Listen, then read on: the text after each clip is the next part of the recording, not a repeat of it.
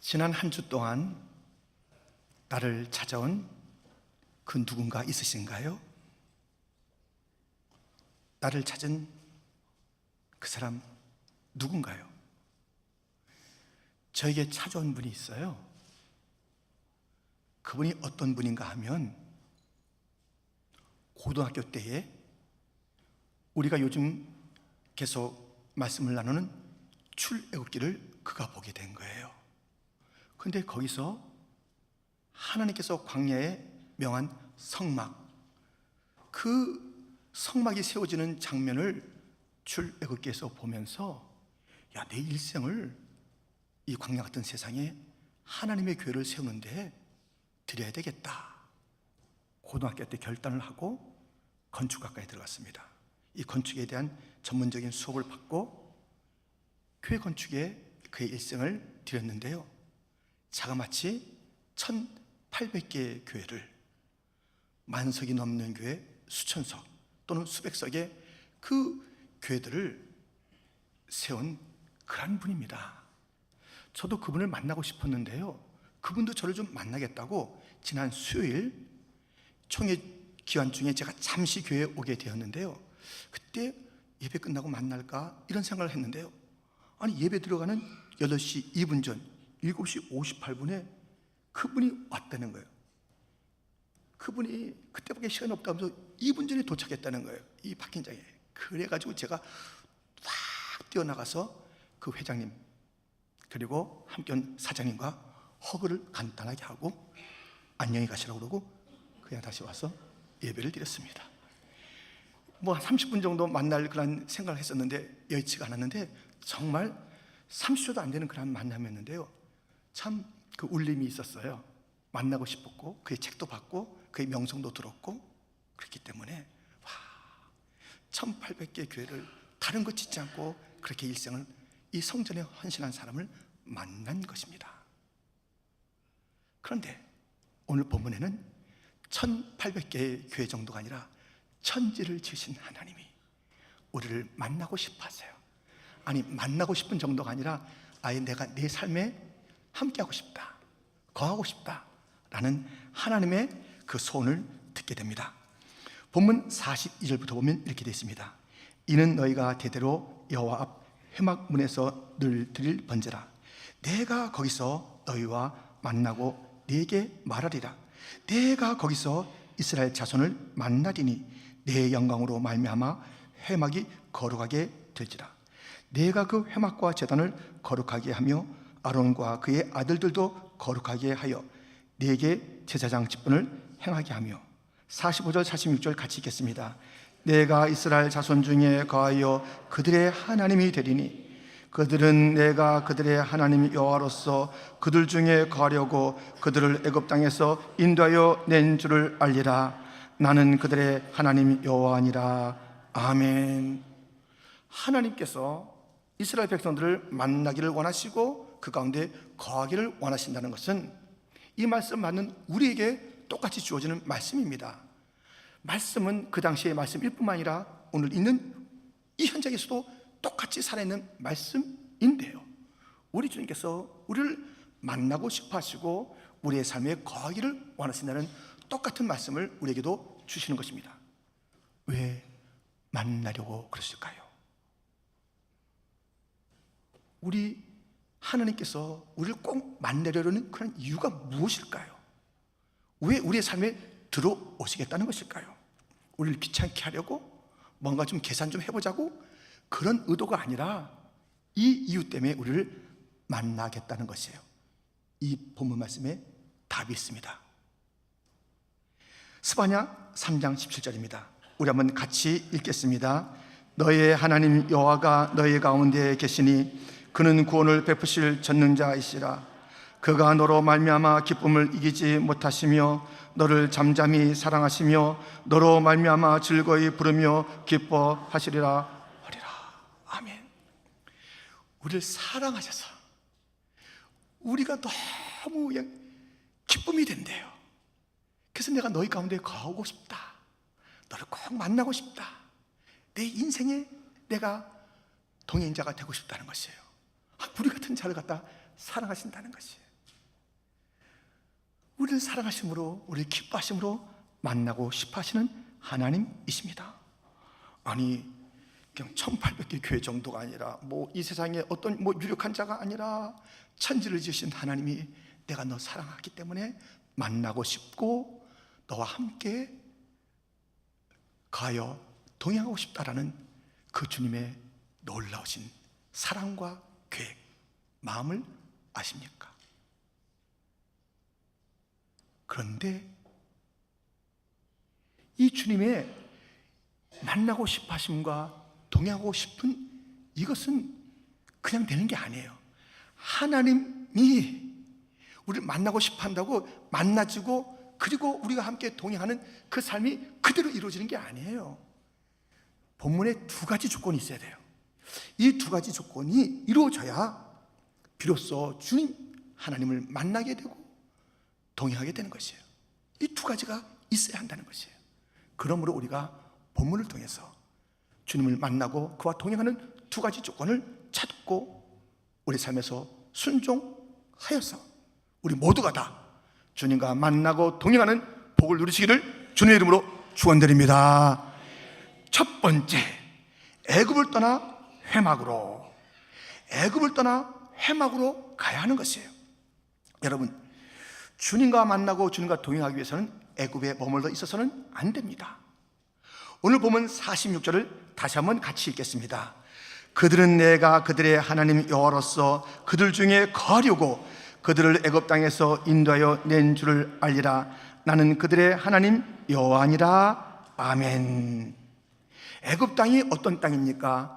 이스라엘 백성들이 430년 동안 고통 가운데, 그 애굽 왕의 통치 가운데, 영적으로 죄악 가운데, 마귀의 그 온유 가운데 있었던 그 세월, 그 애굽 땅을 떠나야 한다는 것입니다. 거기에 머물러 있어서는 안 된다는 것입니다. 거기서 떠나서 회막, 주님이 준비하여 기다리고 계신 그 잔치 자리에 가서 주님을 만나고 주님과 동행하는 그 삶은 애굽에서는 아니라는 것입니다. 일어나 가야 한다는 것입니다.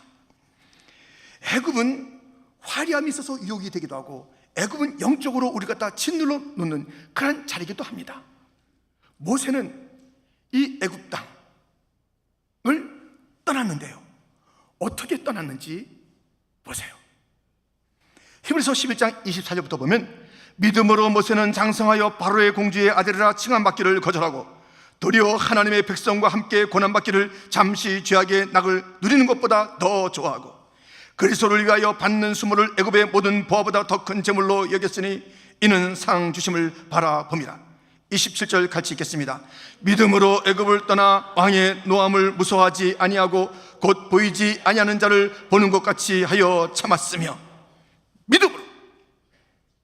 이 애굽이라는 자리의 특징은 우리를 누르고 우리에게 어떤 화려한 것을 가지고 유혹하고 육적이며 세상적인 마귀적인 그런 자리가 애굽인데, 거기에 얼마든지 자리를 잡고 그냥 그것을 누리며 살 수 있었던 모세는 믿음으로 이건 아니지, 이건 아니지, 여기서 연락하는 것은 아니지, 여기에 머무는 것은 아니지, 보이는 그 애굽 왕을 두려워하지 아니하고 보이지 않는 하나님을 경외하면서 믿음으로 그 자리를 떠나갔습니다. 여러분, 자칫 잘못하면 이렇게 돼요. 이렇게 돼요. 영상을 잠깐 보겠습니다. 여름 철새들이 집단 서식하고 있는 한 야산. 외가리 한 마리가 비틀거리며 숲속으로 몸을 숨깁니다. 가까이 다가가 보자 잔뜩 긴장하며 경계하지만 날지는 못합니다. 힘을 내 도망쳐 보지만 이내 주저앉아 버립니다. 야위고 깃털도 빠져 병색이 완연합니다. 지금 이 새는 철새예요. 그래서 쫙 그 무리를 지어서 자기들이 머물 자리를 향해서 가는 철새들인데 떨어진 거예요. 남아있는 거예요. 이제 가야 될 그런 그 자리로 나도 가겠다면서 날개를 펴려니까 이 날개가 펴지지가 않는 겁니다. 비틀비틀거리며 그냥 그 자리에 죽어지는 그러한 철새의 이야기입니다. 이것을 좀 더 이제 보게 되면은 왜 그렇게 됐는지 원인을 알 수 있는데요. 이 철새가 오염된 생선을 먹은 거예요. 그러니까는 그 다음에 뭐 비틀비틀거리면서 그냥 거기 머물러 있으면서 왜 그랬을까요? 가야 하는데, 그 친구들 함께 가야 하는데, 야, 여기가 더 편하다. 날개짓 할 것도 없어. 몇백 킬로 내가 뭘 날라가. 여기 먹을 게 많은데 거기서 하나 둘 잡아먹고 있다가 거기서 죽어가는 거예요. 우리가 자칫 잘못하면 그렇게 되는 것이에요. 미련하다고 할 게 없어요. 우리도 여기가 좋은 것 같은데요, 이게 편한 것 같은데요, 가긴 어딜 가요? 부족함이 없어요. 그래서 애굽 땅에서 주어진 것 덥석 먹고 거기에 유혹에 그냥 따라다니다가 날개 펴지 못하고 주저앉는 그런 자가 우리는 아닐까요?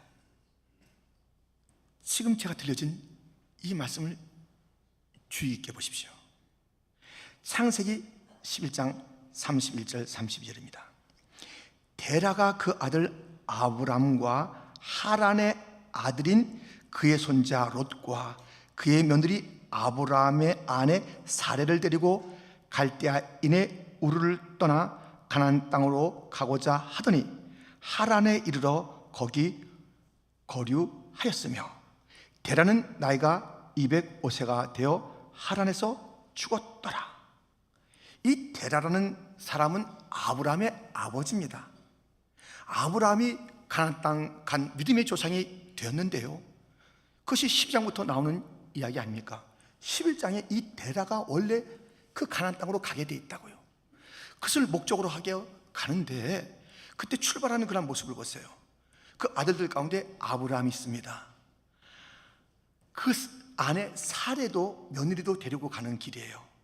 그런데 하란이라는 아들이 있었는데요, 하란은 없어요. 왜요? 죽었기 때문에.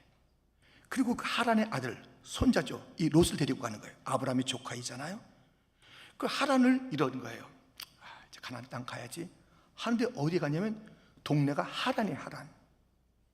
가나안 땅 가는데 하란에 가니까는 너무 아들 생각나는 거예요. 내가 어디 더 멀리 가나, 내 아들 묻혀있는 데가 저기인데 여기 그냥 있자. 여러분들, 그 사람의 슬픔과 어려움이 그 자녀가 자기 앞에 가는 것보다 더 큰 슬픔이 어디 있겠습니까? 우리가 지금 한국 사회도 그런 일들이 많잖아요. 뭐 천할만을 비롯해서 여러 사건 때문에 그냥 자녀들이 먼저 간 일들이 얼마나 많아요. 얼마나 힘들겠어요. 뭐 우리 여러 주변에 그런 일들이 많습니다. 그런데 그들은 그 자리에 머물 이유가 돼요. 그만 얘기하세요. 제가 좀 힘들거든요. 자꾸 얘기하면 나 울 거예요. 그러니까 얘기하지 마시고 그냥 냅둬요. 어딜 가라는 거예요? 내 아들 딸들이 묻혀 있는데, 내 가슴에 있는데, 나 이렇게 살아가는 것만도 대단한 거니까 응원할지언정 뭐라고 하지 마세요. 이러면서 하란에 머물러 있는 자가 많은 거예요. 핑계가 되잖아요. 하란 너무, 내 아들 이런 그 똑같은 동네야, 나 여기 있을 거야, 되잖아요. 하란에 거기서 죽었더라. 가야 할 그 자리를 이 슬픔과 어려움을 박차지 못하고 그것을 떨치지 못하고 그냥 그 자리에 머물러 있는 인생들이 얼마나 많은지요. 핑계거리가 많다니까요. 누가 유혹했어요. 누가 나를 갖다 억압했어요. 나 여기 애굽을 못 떠나요. 하란을 못 떠나요. 여러분들, 다윗과 사울 둘 다 죄인이에요. 동시대 인물들인데 죄인이에요. 사울 못됐잖아요. 다시 더 못됐어요.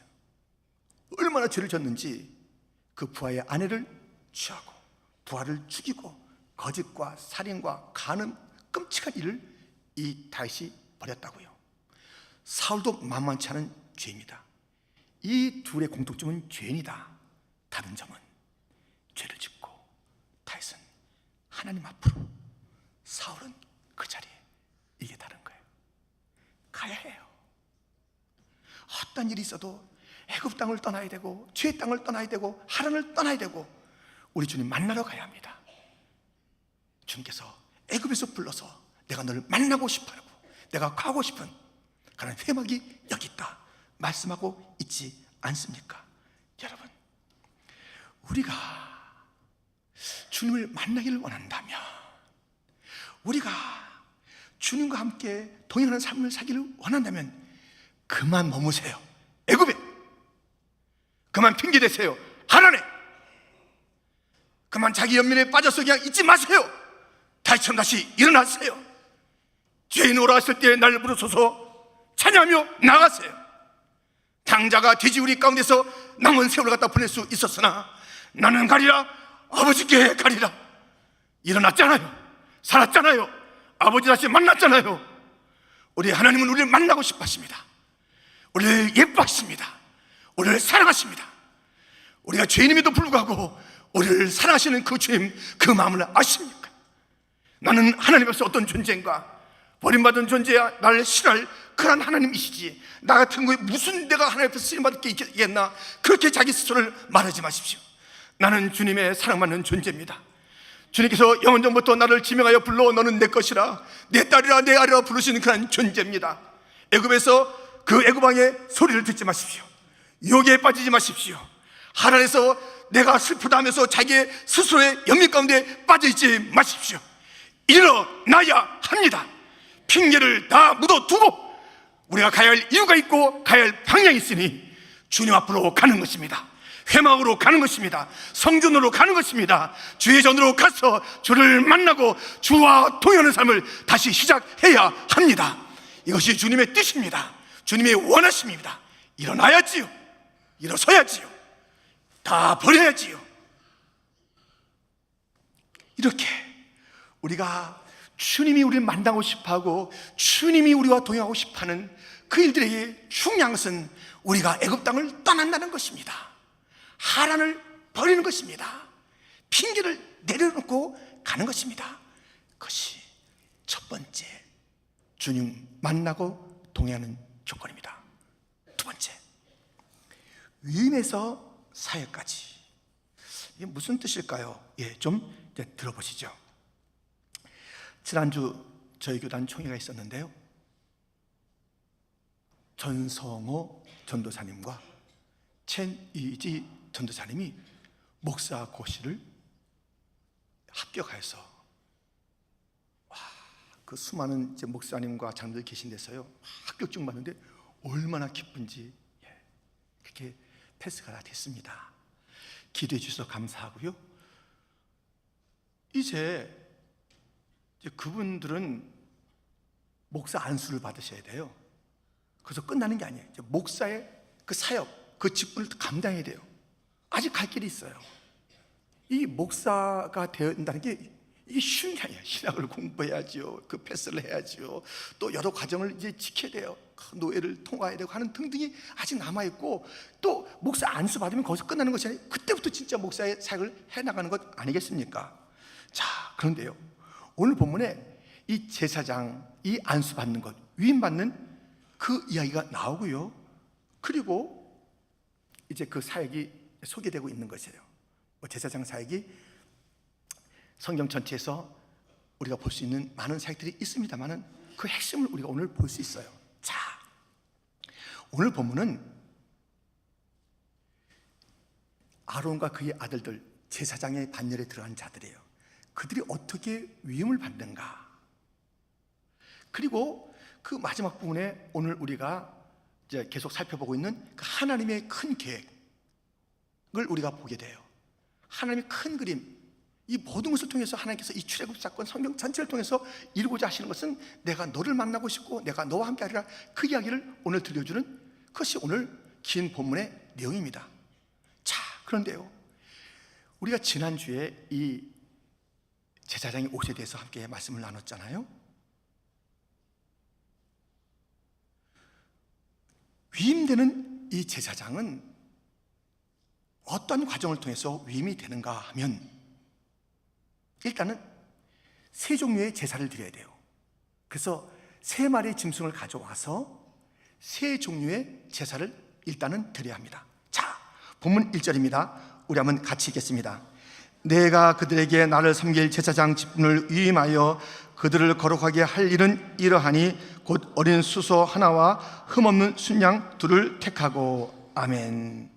어린 수소 하나, 흠없는 순양 둘입니다. 그래서 어린 수소 송아지를 가지고 속죄제를 드립니다. 그리고 양들을 가지고 하나는 요제를 드리고 하나는 화제를 드리는 것이에요. 화제는 향기로운 그러한 제사고요, 요제는 흔드는 그러한 제사입니다. 여기에 무교병, 누룩 없는 그러한 그 떡을 가져다가 함께 흔드는 그러한 제사를 드려야 되는 것이에요. 속죄제, 소제, 요제를 드리는 그러한 예배들이 있어요. 위임되는 게 쉽지는 않죠. 그런데요, 이제 이런 제사가 세 가지가 있을 뿐만 아니라 그 제사장들에게 필요한 과정이 또 있습니다. 그게 오늘 본문에 다 있는 이야기인데요, 무엇이냐면 이 제사장 되는 자, 위임받는 자는 몸을 씻어야 됩니다. 옷을 입어야 됩니다. 기름 부음을 받아야 됩니다. 그 장면을 말씀을 통해서 다시 한번 확인하겠습니다. 4절부터입니다.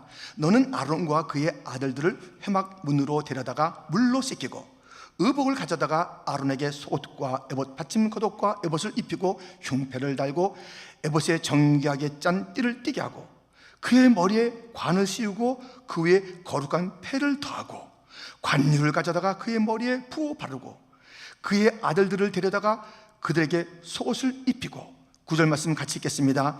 아론과 그의 아들들에게 띠를 띄우며 관을 씌워 그들에게 제사장의 직분을 맡겨 영원한 규례가 되게 하라. 너는 이같이 아론과 그의 아들들에게 위임하여 거룩하게 할지니라. 아멘. 지금 세 종류의 제사를 드려야 된다. 그리고 자기 자신은 씻고 입고 그리고 기름 부음을 받아야 되는 것이에요. 이제 위임식에 필요한 그런 내용들이 이렇게 전개됩니다. 그러면 이 위임을 받은 제사장의 그 직분, 그 핵심 직분이 무엇일까요? 가장 중요한 역할이 무엇일까요? 어쩌자고 위임을 시켰을까요? 왜 이 제사장을 이렇게 등장시킬까요? 하나님께서는 이스라엘 백성들과 함께 거하고 싶으면 그냥 거하면 될 텐데 왜 이 중간에 제사장이 있어야 하는 것일까요? 여러분, 제사장 사역에 가장 중요한 것이 무엇인지 오늘 본문에 읽을 때에 여러분들은 답을 찾을 수가 있습니다. 36절 37절인데요 매일 수송아지 하나로 속죄하기 위하여 속죄제를 드리며 또 제단을 위하여 속죄하여 깨끗하게 하고 그것에 기름을 부어 거룩하게 하라. 너는 이레 동안 제단을 위하여 속죄하여 거룩하게 하라. 그리하면 지극히 거룩한 제단이 되리니 제단에 접촉하는 모든 것이 거룩하리라. 아멘. 무슨 사역이 중요할까요? 속죄예요. 저는 벌써 이것을 답을 다 일러드리는 거예요. 속죄. 이런데도 틀리면 참 힘듭니다. 속죄가 가장 중요한 사역이 되겠습니다. 속죄하는 사역이에요. 속죄 제사를 드리는 것이 제사장 역이에요. 이 죄의 문제가 있는 한 아무리 하나님을 사랑해도 이 죄인 됐을 때 사랑하시는 거예요. 근데 이것을 없다 하면서 무조건 만나는 게 아닙니다. 죄의 문제가 해결돼야 되는 것이에요. 그 제사장을 세워서 이 속죄케 하는 것입니다. 히브리서 5장 1절 말씀 들어보세요. 대제사장마다 사람 가운데서 택한 자이므로 하나님께 속한 일에 사람을 위하여 예물과 속죄하는 제사를 드리게 하나니. 이 제사장의 역할은 하나님과 사람 그 사이에서 속죄 제사를 드려서 이 죄 문제를 해결하는 것입니다. 그래서 주님과의 만남이 있고 그래서 동행함이 있는 것입니다. 이것을 위하여 제사장이 부름받은 것이고 위임을 받아야 되는 것이며 그 사역 속죄 제사를 드려야 하는 것입니다. 구약시대에는 수없는 죄인들, 수많은 죄들이 있을 때마다 그 양들을 가지고 와서 짐승들을 가지고 와서 제사장에게 그것을 말하고 그 죄가 짐승들에게 전가되게 하고 짐승을 죽임으로써 속죄의 제사를 드려 하나님 앞에 있었던 죄의 문제를 해결하는 선포하는 그 일들이 반복되었습니다. 반드시 속죄의 제사가 있어야 돼요. 반드시 제사장이 있어야 합니다. 그렇다면 누가? 구약시대는 제사장들이 다 있었는데 누가 우리의 죄를 속죄하는 것인지, 누가 제사장이 되는 것인지, 그래야 이 죄 문제가 해결돼야 하나님을 만나게 되고 주와 동행하게 되는데, 아무리 주님을 우리가 부르짖는다 할지라도, 주님이 우리 갖다가 사랑한다 할지라도 죄의 문제가 있는 한 여전히 같이 할 수 없는데, 이 시대는 누가 이 죄의 문제를, 어떤 제사장이 이 죄의 문제를 가지고 속죄 제사를 드렸는지요? 여러분 답을 알고 있죠. 그분은 예수님이세요. 아멘. 예수님이세요. 예수님은요, 그 제사장이 위임받을 때 있어야 될 곧 무엇입니까? 씻어야 돼요. 옷을 입어야 돼요. 기름 부음 받아야 돼요. 위임식이 필요한 것이에요. 예수님에게도 제사장 그 위임에 걸맞는 그런 일들이 있었으니 물로 정결한 세례를 받으신 거예요. 우리 예수님의 옷 휘어져 광채가 된 그 일들이 있는 것이에요. 우리 주님 성령 능력을 기름 붓듯 받은 것이에요. 그 위에 성령의 빛같이 임한 것이에요. 마치 제사장 위임에 필요한 그 일들을 우리 예수님께서 진정한 제사장으로서 똑같이 정결하게 씻으시고 옷을 입으시고 기름 부음을 받으신 것이에요. 그리고 그 사역을 하신 것입니다. 제사장으로서 속죄의 그러한 사역을 하시는 것입니다. 히브리서 2장 17절 18절 말씀입니다. 우리 한번 같이 읽겠습니다. 그러므로 그가 범사의 형제들과 같이 되심이 마땅하도다. 이는 하나님의 일에 자비하고 신실한 대제사장이 되어 백성의 죄를 속량하려 하심이라. 그가 시험을 받아 고난을 당하셨은즉 시험 받는 자들을 능히 도우실 수 있느니라. 아멘. 우리의 대제사장은 위임에 합당한 그 모습을 가지셨고, 대제사장은 우리의 죄를 속량하시는 그런 제사를 드리시는 대제사장이신데, 그분의 성품을 말하고 있잖아요. 자비로우신 대제사장, 신실하신 대제사장, 우리의 연약함과 시험받는 그 모든 모습을 아시고 불쌍히 여기시는 대제사장. 구약의 수많은 제사장들도 인품이 훌륭한 분이 있었겠지만, 그분들이 성경에서 증언한 바로는 얼마나 교만하고 얼마나 딱딱한지, 얼마나 그 부담되는 그 자리에 있었는지, 제사를 드리면서 이것들이 죄를 또 졌어? 이런 듯한, 냄새나는 니들, 내가 얼마나 깨끗한 옷을 입고 있는데 또 너희들이 나한테 왔구나, 에이 마지못해서 해야지, 뭐 이런 식의 그런 제사장들, 대제사장의 이야기가 얼마나 많이 나와요. 그런데 우리 예수님은 그러지 않아요. 속죄 제사를 드리는데 얼마나 우리를 불쌍히 여기는지, 얼마나 자비로우신지, 얼마나 우리의 죄에 대해서 연민을 갖고 있으신지, 우리의 연약함을 얼마나 잘 이해하시는지. 대제사장이 기능적으로 일로서 그 일하는 것이 아니라 따뜻함을 가지고, 불쌍함을 가지고, 반드시 이 죄의 문제를 해결해야지, 그 열정을 가지고 제사를 지내는 거예요. 그런데 재물은 어디 있어요? 재물은 우리 예수님께서 대제사장 되셔서 따뜻하게 우리의 연약함을 아시고 다 불쌍히 여기시면서 죄 문제 속죄 제사를 드리는데, 재물은 어디 있냐고. 제사장은 있는데 재물은 어디 있냐고요. 여기 있습니다. 여기 있어요. 여기 들어보세요. 히브리서 9장 12절 말씀입니다. 염소와 송아지의 피로 하지 아니하고 오직 자기의 피로 영원한 속죄를 이루사 단번에 성소에 들어가셨느니라. 아멘. 대제사장이신 예수님이 속죄 제사를 드리는데, 원래는 다 우리가 제물을 가지고 와야 하지만, 짐승들을 끌고 와야 하지만 제물이 없는데 우리 주님이 친히 제물 되시는 거예요. 자기가 제사장이며 자기를 잡는 제물, 어린 양, 하나님의 어린 양, 우리의 죄를 다 정가시킨 하나님의 어린 양 제물도 되시고 대제사장도 되시는, 역사에 유례가 없었던 이 일들이 벌어진 것입니다. 2000년 전 저 골고다 십자가 위에서 제사장으로서, 제물로서 속죄 제사를 드리고 제물 되신 그 사건이 십자가 사건입니다. 놀라운 이 사건을 통해서 죄의 문제가 해결된 줄 믿습니다. 우리는 다시 하나님과 더불어 만나며 하나님과 동행하는 그 놀라운 특권을 이루게 된 것이에요. 여러분, 저와 여러분이 잘나서 제가 여기서 설교하는 게 아니에요. 여러분이 뭐 예뻐서 여기 앉아서 지금 찬양하는 게 아니에요. 여러분들이 그럴듯한 그런 그 뭐 일들이 있어서 여기 있는 게 아니에요. 우리 여기 있을 수가 없는 존재예요. 어디서 우리가 아무리 기능이 좋아도 이거 어디서 이거 해요? 어디서 찬양해요? 저 같은 인생이 어떻게 여기서 감히 거룩한 하나님의 말씀을 펼치며 이 말씀을 외친답니까? 할 수 없는 것이에요. 그러나 우리 주 예수 그리스도께서 제물 되시고 대제사장 되셔서 우리의 모든 죄악을 다 속량해 주고 속죄했기 때문에 우리가 이 지성소까지 들어와서 어떤 자는 목사로서 봉사하는 것이고 찬양과 관현악으로서 어떤 기능을 통해서 교사와 여러 기능을 통해서 성도로서 우리가 이 자리에 있음은 우리 주님이, 예수님이 우리를 사랑하심으로 우리의 모든 죄를 짊어지시고 제사장 되셔서 그 죄물을 잡으시며 우리에게 그 길을 열어주신 속죄의 제사 때문에 그렇게 되었으니 그 은혜를 입었으니까 찬양합시다. 예수 십자가에 흘린 피로써 그대는 씻기어 있는가? 더러운 죄 희게 하는 능력을 그대는 참지 하는가? 예수의 보혈로 그대는 씻기어 있는가? 마음속에 여러 가지 죄악이 깨끗이 씻기어 있는가?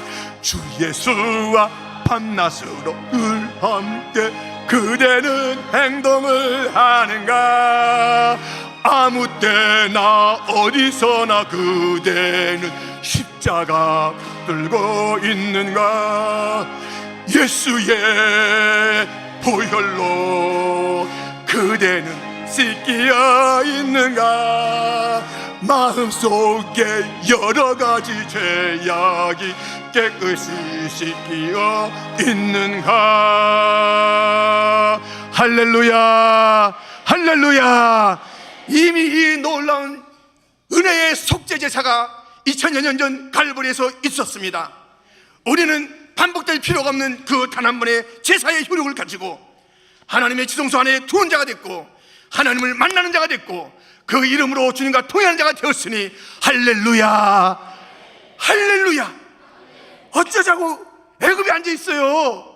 어쩌자고 하나님에 머물러 있어요? 어쩌자고 죄 졌다고 나 미안해서 도무지 이제 더 이상 갈 수가 없어, 왜 그러고 있냐고요? 우리 주님께서 다 해결했습니다. 아니, 자기 아들의 문제 때문에 권고했던 그런 아버지가 예수님에게 이렇게 얘기하는 거예요. 주님, 할 수 있거든 좀 우리를 좀 도와주세요. 우리를 불쌍히 여겨주세요. 귀신 들린 아들을 가지고 있던 그 아버지가 할 수 있거든 좀 뭐 좀 해주세요. 불쌍히 여겨주세요. 주님이 말씀하십니다. 할 수 있거든이 무슨 말이냐? 믿는 자에게는 능치 못한 일이 없느니라. 우리 주님에게는 모든 것이 다 할 수 있으니 안 되는 문제 가지고 나오세요. 주님 할 수 있으세요? 이렇게 묻지 마세요. 할 수 있으세요. 할 수 있으세요. 우리의 모든 문제보다 주님의 사랑과 능력은 큰 줄 믿습니다. 우리의 모든 더러운 죄보다 십자가의 보혈의 능력은 죄를 덮고도 덮을 줄 믿습니다. 어떤 문둥병자는 이렇게 말했어요. 주님이 원하시면 나를 좀 깨끗하게 할 수가 있습니다. 내가 원하느니 깨끗해져라, 깨끗함을 받으라. 주님이 말씀했어요. 주님이요 원해요. 우리의 모든 연약함을 고쳐주기를 원하시는 줄 믿습니다. 의심하지 마세요. 조바심 내지 마세요. 주님께서 이것을 원하실까? 주님께서 이것을 해결해 줄 수 있을까? 주님께서 이 문제를 그냥 내가 이 하란에서 해결해야지, 내가 이 애굽에서 해결해야지, 내가 이 죄 지은 자에서 내가 죄를 졌으니까 내가 해결해야지 할 수가 없잖아요. 우리의 죄 우리가 해결 못하잖아요. 우리의 연약함을 가지고 우리가 살 수 없잖아요. 우리의 모든 환경들, 이 모든 일들을 우리가 감당할 수 없잖아요. 일어나야 합니다. 가야 합니다. 주님은 원하십니다. 우리가 깨끗해지기를 원하시는 줄 믿습니다.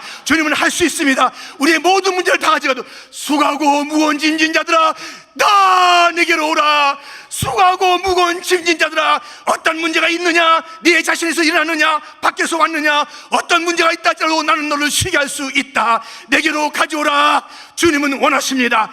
주님은 해결하십니다. 하나님 아버지의 보내심을 받아서 하나님이 세상을 이처럼 사랑하사 독생자를 주셔서 우리를 사랑하셔서 독생자를 주셔서 십자가에 달려 죽게 하시는 그 일에 순종하시면서 죄의 문제 다 해결했습니다. 하나님께 막힌 담을 다 흘렸습니다. 우리의 관계를 다 회복했습니다. 십자가는 그 모든 것을 이룬 줄 믿습니다. 십자가 붙잡고 나가면 될 줄 믿습니다. 십자가가 다 해결됐습니다. 너 왜 여기 왔어? 네가 무슨 주제로 애굽에서 일어나? 네가 무슨 하나님 있어야 되잖아. 네 문제가 있잖아. 가정에 문제가 있잖아. 그것을 슬퍼하란 말이야. 왜 일어나? 일어난다.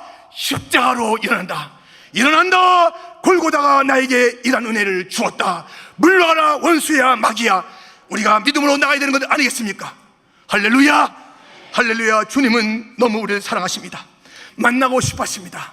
그러나 죄가 있습니다. 애굽에 머물러 있습니다. 십자가가 이 모든 죄의 문제 속죄의 제사를 통해서 해결해 주었습니다. 일어나 가면 됩니다. 오늘 잘 오셨습니다.